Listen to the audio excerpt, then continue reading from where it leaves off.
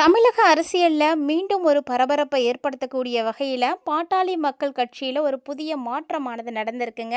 இந்த மாற்றம் பார்த்தீங்கன்னா, எந்த அளவுக்கு அரசியல்ல தாக்கங்களை ஏற்படுத்த போகுது அப்படின்றத பத்தி தான் நம்ம இந்த பதிவுல டீட்டெயில்டா பார்க்க போறோம். பாட்டாளி மக்கள் கட்சியினுடைய அதாவது பாமகவினுடைய நிறுவனர் மருத்துவர் ராமதாஸ் மற்றும் அந்த கட்சியினுடைய தலைவர் அன்புமணி ராமதாஸ் 2 பேத்துக்கும் இடையே பார்த்தீங்கன்னா, கடந்த 1 1/2 வருஷத்துக்கு மேலாவே நிறைய பிரச்சனைகளானது நீடித்துட்டு இருந்தது. கருத்து வேறுபாடு காரணமா 2 பேரும் ஒண்ணுக்கு ஒண்ணு பேசிக்காம, பார்த்துக்காம தான் இருந்திருக்காங்க. ஸோ தந்தை மகனா இருந்தபோதுமே கூட ரொம்ப நாளா சண்டை போட்டுட்டு பேசிக்காம, பார்த்துக்காம தான் இருந்திருக்காங்க.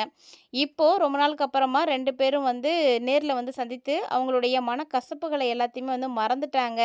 அப்படின்ற மாரியான தகவல்கள் வெளியாகி இருக்கு. தமிழ்நாடு அரசியல்ல பார்த்தீங்கன்னா, இது மிகப்பெரிய பரபரப்பை ஏற்படுத்தியிருக்கு அப்படின்னு சொல்லலாம். இந்த உணர்வுபூர்வமான சந்திப்பு எங்கே நடந்துச்சு? இதனால அடுத்தடுத்து என்ன நடக்கப் போகுது? அப்படின்ற எதிர்பார்ப்புகள் எல்லார்ட்டயும் உருவாகி இருக்குங்க.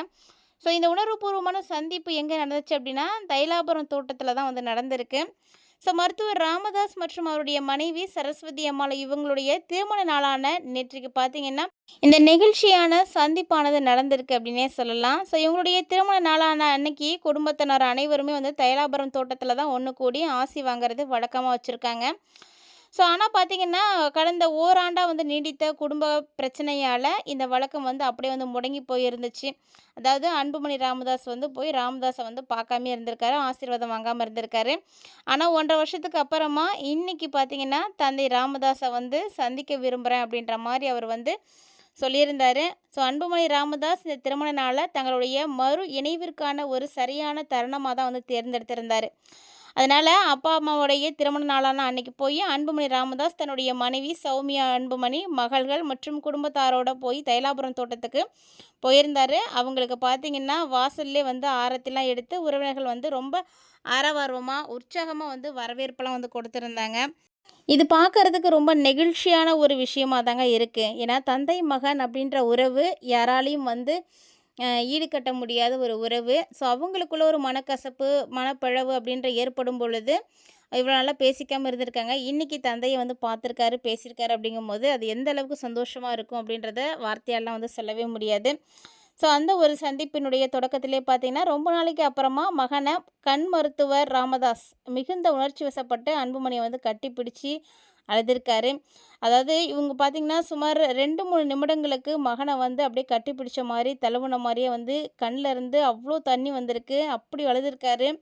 தந்தையினுடைய இந்த எமோஷ்னல் நிலையை பார்த்துட்டு அன்புமணி ராமதாஸும் பார்த்திங்கன்னா ரொம்பவே அழுதுருக்காரு. அது மட்டும் இல்லாமல் அங்கே கூடியிருந்த குடும்ப உறுப்பினர்கள், வீட்டு பணியாளர்கள் எல்லாரையுமே பார்த்திங்கன்னா இது ரொம்பவே நெகிழ்ச்சி அடைய வச்சுருக்கு. ஸோ ரொம்ப கட்டி தழுவி அழுதுருக்காங்க. அவங்களுடைய அன்பை வெளிப்படுத்தியிருக்காங்க.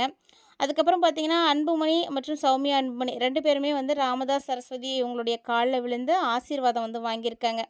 அதோடு பார்த்திங்கன்னா, அன்புமணியினுடைய 2வது மகள் சங்கமித்ராவினுடைய அண்மையில் பிறந்த குழந்தையும் அவங்க தூக்கிட்டு போயிருக்காங்க. ஸோ ராமதாஸ் பார்த்திங்கன்னா, முதல் முறையாக அந்த குழந்தைய இப்போ தான் பார்க்குறாரு. அதை தூக்கி கொஞ்சி மகிழ்ந்துருக்காரு.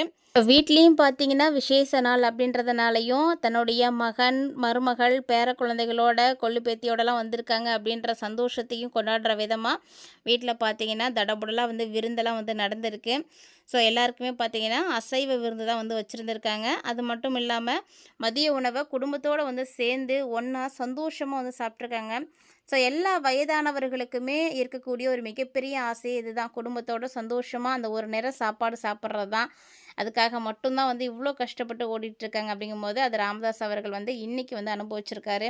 ஸோ மதிய உணவின் பொழுது ஒட்டுமொத்த குடும்பமும் பார்த்திங்கன்னா ஒரே மேசையில் அமர்ந்து நீண்ட நேரம் மனசு விட்டு பேசிக்கிட்டு சந்தோஷமாக சாப்பிட்ருக்காங்க. ஸோ ஒருத்தருக்கு ஒருத்தர் பார்த்திங்கன்னா அன்பை பரிமாறியிருக்காங்க. அவங்களுடைய ஹெல்த்தை பற்றிலாம் கேட்டு தெரிஞ்சிருக்காங்க. பேர குழந்தைகள் எப்படி இருக்காங்க அப்படின்ற மாதிரிலாம் நலம் விசாரிச்சிருக்காங்க. ஸோ இந்த மாதிரி நிறைய விஷயங்களை அவங்க ஷேர் பண்ணிகிட்ருக்காங்க. ஸோ இது பார்த்திங்கன்னா, இப்போது அரசியல்லையும் மிகப்பெரிய மாற்றங்களை கொண்டு வரும் அப்படின்ற மாதிரி எதிர்பார்க்கப்படுது. ஏன்னா முன்னாடி பார்த்திங்கன்னா தந்தையும் மகனும் பேசிக்காமல் சண்டை போட்டுட்டு இருந்தாங்க. இப்போ 2 பேரும் இணைந்து இருக்காங்க. ஸோ ராமதாஸினுடைய மனமாற்றமும் அரசியல் செயல்பாடுகளும் எப்படி இருக்கும் அப்படின்ற மாதிரி எல்லாருமே யோசிச்சுட்ருக்காங்க. அதாவது சமீபத்தில் தேர்தல் முடிவுகளுக்கு அப்புறமா அன்புமணி ராமதாஸ் மீதான ராமதாஸினுடைய பார்வை பார்த்திங்கன்னா அப்படியே டோட்டலாக மாறி போயிடுச்சு அப்படின்னு தான் சொல்லணும். இதுதான் அவருடைய மனமாற்றத்துக்கான முதன்மை காரணமாக இருக்குது அப்படின்னா பாமகவில் நிறைய பேர் வந்து பேசிகிட்டு இருக்காங்க. ஸோ அண்மை பொதுத் தேர்தலில் பார்த்தீங்கன்னா பல்வேறு அரசியல் சவால்களுக்கு மத்தியில் பாமக 4 சட்டமன்ற தொகுதிகளில் வந்து வெற்றி பெற்றிருந்தது. அது மட்டும் இல்லாமல் 30க்கும் மேற்பட்ட தொகுதிகளில் அதிமுக வெற்றி பெறுவதற்கு பாமகவினுடைய பலம்தான் வந்து ரொம்ப காரணமாகவும் வந்து இருந்துச்சு. ஸோ இதில் பார்த்தீங்கன்னா அன்புமணியினுடைய பணிகள் வந்து பாராட்டியே ஆகணுங்க. தேர்தல் முடிவுக்கு அப்புறமா அன்புமணி நடத்தின எல்லா கட்சி கூட்டங்களுமே பார்த்தீங்கன்னா ஜாதிவாரி கணக்கெடுப்பதற்கான அழுத்தம், விவசாய சங்கங்களுடைய கூட்டமைப்போடு வந்து நடத்தினார். இந்த ஆலோசனைகள் தான் ராமதாஸை வந்து ரொம்பவே வந்து கவர்ந்துருச்சு அப்படின்னு சொல்கிறாங்க.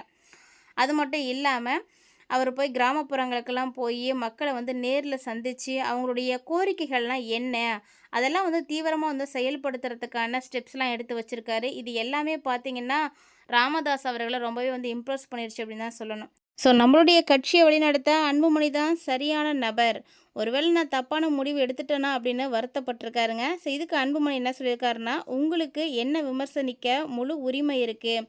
ஸோ உங்களால் தான் நான் இந்த அளவுக்கு வந்து உயர்ந்திருக்கேன். சமூகமும் சரி கட்சியும் சரி இந்த அளவுக்கு வளர்ந்துருக்கு அப்படின்னா நீங்கள் தான்ப்பா காரணம் அப்படின்ற மாதிரி அப்பா கிட்ட ரொம்ப நெகிழ்ச்சியாக வந்து பேசியிருக்காரு. அது மட்டும் இல்லாமல் ராமதாஸ் அவர்களும் சௌமியா அன்புமணியினுடைய நாடாளுமன்ற பேச்சுக்களையும் வந்து பாராட்டி வந்து பேசியிருக்காரு.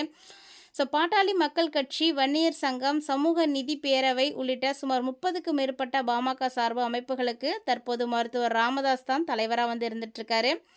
இந்த சந்திப்புக்கு அப்புறமா பார்த்தீங்கன்னா கண்டிப்பாக இதில் மாற்றம் வரும் அப்படின்னு எதிர்பார்க்கப்படுது. ஏன்னா ராமதாஸ் அவர்களுக்கும் பார்த்தீங்கன்னா வயசாயிடுச்சு. ஸோ இனி வயதாயிடுச்சு, இனிமேட்டுக்கு நான் என்னுடைய உடல்நலம் மட்டும்தான் வந்து கவனிக்க முடியும். கட்சி அதனுடைய அமைப்புகள்லாம் வந்து சரியாக கவனம் செலுத்த முடியாது. ஸோ முழு பொறுப்பையும் வந்து நீயே பார்த்துக்கோ, நான் வந்து நிறுவனராக இருந்து வழி நடத்துகிறேன் உன்னைய அப்படின்ற மாதிரி அவருடைய மகன்கிட்ட வந்து எல்லாம் பேசியிருக்காங்க. ஸோ எல்லா பொறுப்பையும் வந்து அன்புமணி ராமதாஸ் கிட்ட வந்து ஒப்படைக்கிற மாதிரி வந்து சொல்லிகிட்டு இருக்காங்க. ஸோ என்ன நடக்க போகுது அப்படின்றத பார்க்கலாம். ஸோ இந்த 2 பேருமே வந்து இணைந்து இருக்கிறாங்க பார்த்தீங்களா, இந்த ஒரு விஷயம் அவங்க எடுத்திருக்கக்கூடிய முக்கியமான அதிரடி முடிவு இது எல்லாமே பார்த்தீங்கன்னா பாமகவில் இருக்கக்கூடிய மூத்த தலைவர் ஜி.கே. மணிக்கு வந்து ரொம்ப ஒரு பெரிய ஒரு ஸ்ட்ரெஸ்ஸாக வந்து அமைஞ்சிருக்கு. அதாவது இனி வந்து தைலாபுரம் தோட்டத்தில் வந்து இடமில்லை எனக்கு அப்படின்ற மாதிரி ராமதாஸ் வந்து முடிவெடுத்துட்டாரு. ஸோ இதுக்கு காரணமே பார்த்தீங்கன்னா இந்த தேர்தலில் நடந்த இந்த ஒரு மாற்றம் தான். அப்பாவும் மகனும் வந்து ஒன்று சேர்ந்துருக்காங்க. அது மட்டும் இல்லாமல் ஜி.கே. மணியினுடைய மகன் பார்த்தீங்கன்னா காங்கிரஸ் கட்சியில் போய் வந்து இணைஞ்சிட்டாரு. ஸோ இந்த ஒரு ரீசன்னால் இவங்க வந்து எனக்கு வந்து எந்த விதமான ஒரு உரிமையும் கொடுக்கல.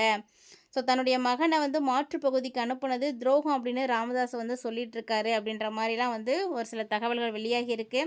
ஸோ இதனால் பார்த்தீங்கன்னா இனிமேட்டுக்கு வந்து ராமதாஸ் மற்றும் அன்புமணி ராமதாஸ் 2 பேர் வந்து சேர்ந்து செயல்பட போகிறாங்க. இனி நடக்கிறது எல்லாமே நல்லதாக நடக்கும் அப்படின்னு எதிர்பார்க்கலாங்க. ஸோ தந்தை மகனுடைய இணைப்பானது பாமக தொண்டர்கள் மூத்த நிர்வாகிகளுக்கிடையே மிகுந்த சந்தோஷத்தையும் உற்சாகத்தையும் வந்து ஏற்படுத்தியிருக்குன்னே சொல்லலாம். ஸோ இந்த மாதிரி நிறைய விஷயங்கள் இப்போ வந்து பாமகவில் வந்து நடந்துட்டு மிகப்பெரிய பரபரப்பையும் வந்து ஏற்படுத்தியிருக்கு. அப்பா மற்றும் மகனுடைய இணைவு எப்படி இருக்குது அப்படின்றத நீங்கள் என்ன நினைக்கிறீங்க? உங்களுடைய கருத்துக்களை மறக்காமல் கமெண்ட் பாக்ஸில் வந்து கமெண்ட் பண்ணுங்கள். இது மாதிரியான அப்டேட்ஸில் நீங்கள் உடனுக்குடன் பார்த்து தெரிஞ்சுக்கிறதுக்கு நம்ம சேனலை சப்ஸ்கிரைப் பண்ணிவிட்டு ஃபாலோ பண்ணிக்கோங்க.